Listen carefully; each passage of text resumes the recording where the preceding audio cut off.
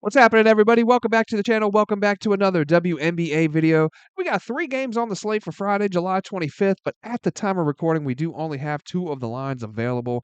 So we'll dive into those 2 games. We're going to break them down and analyze them. I'm going to talk about which way that I'm leaning as far as the points of the spread. And I'm also going to go over a player prop that I found in those games that I like. And when it's all said and done, make sure you check down there into the pinned comment. You'll find a link down there that's going to send you over to the Guy Boston Sports website. That's where all of my final plays for these games are going to live for free.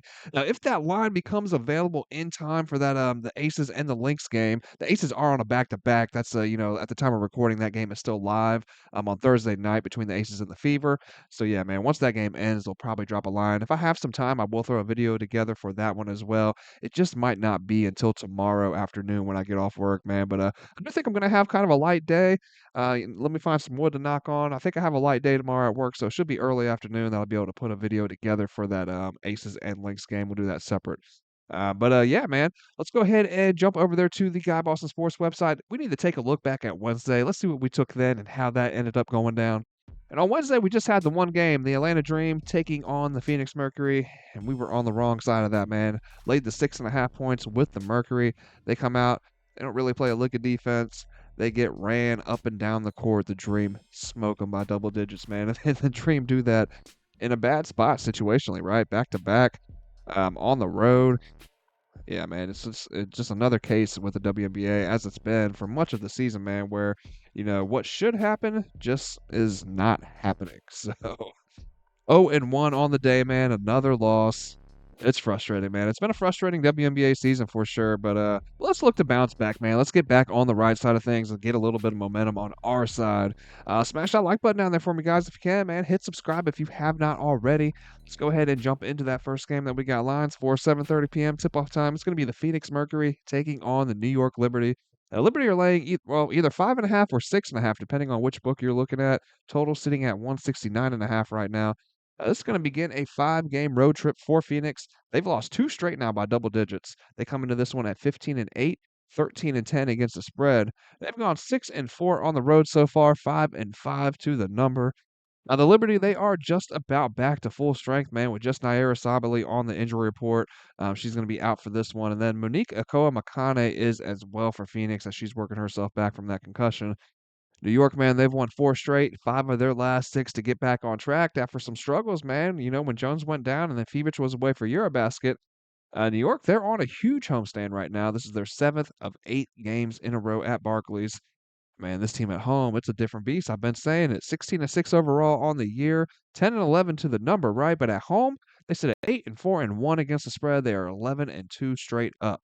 Now, these two, they've met twice on the year so far. The Mercury took the win in each of those, the first in New York by 8, the second in Phoenix by 15. But we got to note that in both of those games, the Liberty were without Leonie Fibich.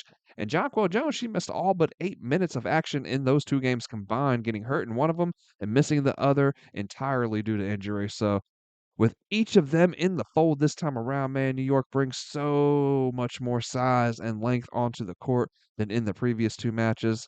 And if we look at each of these 2 in their last 5 games, the Liberty sit inside the top 5 for both offensive and defensive rating, 4th and 2nd respectively, while the Mercury come in at 4th for defensive rating, but just 8th for offensive rating. The Liberty, they look to push the pace, man. They want to beat you in transition and also from deep. They lead the W in three-pointers made and in three-point shooting percentage on the year. They're first in fast break points. They are first for points scored off of turnovers as well.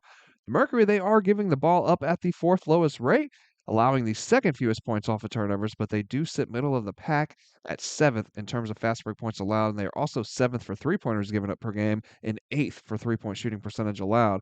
Then looking at them in their last 5 games, they're 3rd from last for three-point shooting percentage allowed, and they're giving up the 2nd most three-pointers per contest. So Phoenix definitely having their struggles on the perimeter defensively. I think New York can cause some trouble, man, along that perimeter, right, against this Phoenix team, on their home court where they have really thrived on the year. And I think that length and that size of the Liberty, I think they can get to Phoenix on the other end too and cause a few more turnovers than the Mercury give up on average. So I'm going to lean New York's way here in this one. And for the total, both of these teams have hit to the over more so this year. 12 of 23 for the Mercury, 12 of 22 for the Liberty. But Phoenix has gone under now in 3 of their last 4, while New York has in 4 of their last 6. Now, on the year, these have been the two fastest paced teams in the W, but over their last three, the Liberty are sitting at fourth. The Mercury are down at just ninth. In the last 10 games on the road, the Mercury have landed under this number at a 70% rate, while the Liberty in their last 10 at home also hitting under at a 70% rate. I'm going to lean under looking at this game here between these two. And next up, looking at the 10 p.m. game, Dallas Wings taking on the Golden State Valkyries. Valkyries were 5.5 point favorites. That's now down to 3.5. Total opened up 163.5. It's now down to 160.5. There's a reason for that, man. We'll get into it in just a second. Dallas is going to be on the road here for their second straight since returning from the All-Star break. And after this, they're going to be home for 4 in a row, 6 out of their next 7. They are fresh off of a big win over the Storm in Seattle their last time out. They're now 7-17 on the year, 11-13 to the number. But on the road, they've gone just 3-10 straight up, 6-7 against the spread. Valkyries, they sit at 10-12 on the year, 13-9 against the spread. But this has been a really solid team at home, man. 7-4 straight up, 8-3 against the spread. The Wings did beat Golden State in their one head-to-head so far this season. That was a 9-point win in Dallas. The Wings will be without Maddie Seagrass and Maisha Hines-Allen for this one. The Valkyries, they're going to be down Kayla Thornton, which is why we're seeing that line move the way that we have. The Valkyries have the rest advantage in this one, though. They haven't played since before the All-Star break, but they did stumble into the break as well, man. They went just 1-5 over their last 6 games. But 5 of those games were on the road, where they went just 1-4, and then that lone home game was a 1-point loss to the Mercury off of a controversial call that put AT at the line for the win. Man, Golden State, they're a better team at home than they are on the road. They sat just 10th on the year for offensive rating so far, but they were shooting the ball well from deep, man, heading into the break. 4th for three-point shooting percentage over their last 5. First in terms of three-point field goals made per game. And then the Wings, they've allowed the second highest shooting percentage from beyond the arc this year. These are two of the best rebounding teams in the league. Dallas is coming in at second for rebounds per game. The Valkyries coming in at third. Golden State is also third for offensive rebounds, while the Wings lead the league on the offensive glass. Golden State sits at sixth for second chance points scored, but jump up to second in that regard when playing at home. The Wings lead the W for second chance points scored and score the fourth most points from the paint, but Golden State allows the fewest points from the paint. And at home, the Valkyries give up the third fewest second chance points. Golden State also sits at second for offensive rebounds allowed, while Dallas is just eighth. Now, the Wings are shooting at the fifth best percentage from deep over their last 5, but they're hitting the third fewest threes on the year per game. And overall from the field, they're third from last for shooting percentage, both on the year and in their last 5. The Valkyries sit at fifth on the year for outside shooting percentage allowed, and they are first in the league as far as overall shooting percentage allowed from the field. Dallas did crush Golden State on the offensive glass the first time that these two met, and they also won the turnover battle, but that one, man, it was a 1-point game entering the fourth quarter, and the Valkyries have the edge here at home this time around. They have revenge on the mind as well, as far as the Wings team is concerned. So my only concern laying points with them, well, initially was the rust factor, right? But now Kayla Thornton not being out there as well definitely, makes me a little more hesitant to lay the points with the Valkyries. But that's the side that I would be on, man. The Wings on the year as a road dog of 5 or more points. They've gone 9-5 against the spread. The Valkyries have been made favorites 3 times so far this year, and they've only covered in one of those.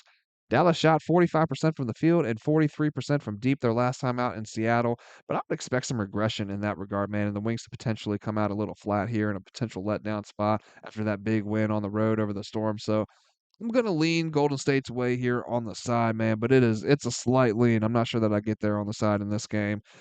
For the total, Golden State has hit the under in 2 straight, 7 of their last 10. Dallas hit to the under their last time out, but they've gone over in 4 of their last 6. First match between these two hit well under that 164.5 line that it closed at. They landed at 151 in that meeting. It's really a matter of who controls the pace in this one. The Valkyries over their last 5, they're coming in second to last in that regard, playing at a slower pace. While the Wings, man, they're flying in, right, playing at the fastest pace in the W. Dallas has hit under this specific number in 2 of their last 3 on the road. The Valkyries have in 5 straight at home, 9 of their last 10. So I'm gonna lean under looking at this game here. And then I did find a player prop that I really like, guys. I'll lock this one in early. Let's go ahead and jump over to Outlier and break that one down a little bit. And I'm going to be looking at Jonquel Jones for points and rebounds over 19.5. You get that right now, minus 128 at FanDuel. I locked that in earlier. Like I said, I got it at minus 120. So we see that line is starting to get juiced by the minute, man. And it makes sense, Nair Sabally gonna be out in this one. Jones is obviously gonna see some more time. Her and Harrison obviously gonna take up the bulk of the minutes in the front court, as that says right here for Outlier, right?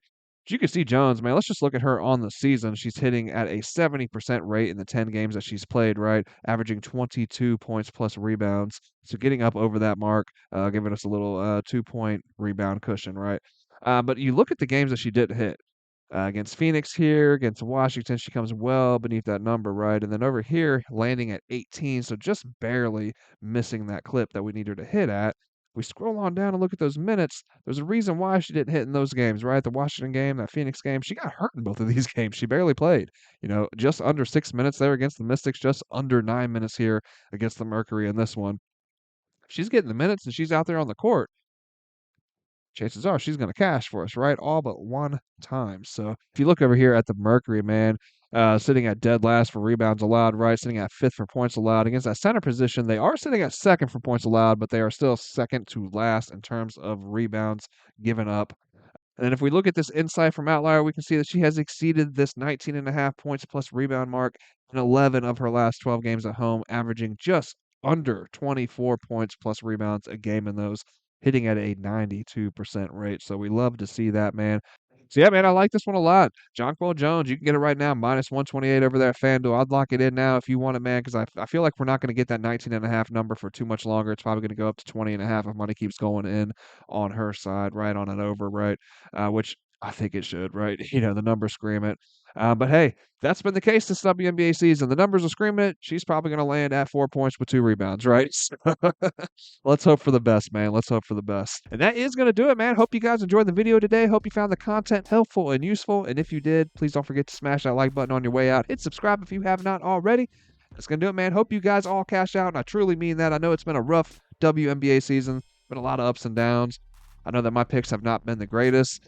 And I do apologize for that, man. I really do. Obviously, I want to hit my bets just as much as you guys do, right? I'm putting money on there as well. So, but at the end of the day, man, I really hope that the information in the videos is helpful and useful for you guys. I say that at the end of every video, but I truly mean it, man. That's why I make these videos. I want you guys to be able to take this information in this video and, compile your own research and put out the best plays that you guys can from that, man. So, hope you guys all cash out tonight. Hope you guys all have a great night. And I'm going to see you back tomorrow for the next one.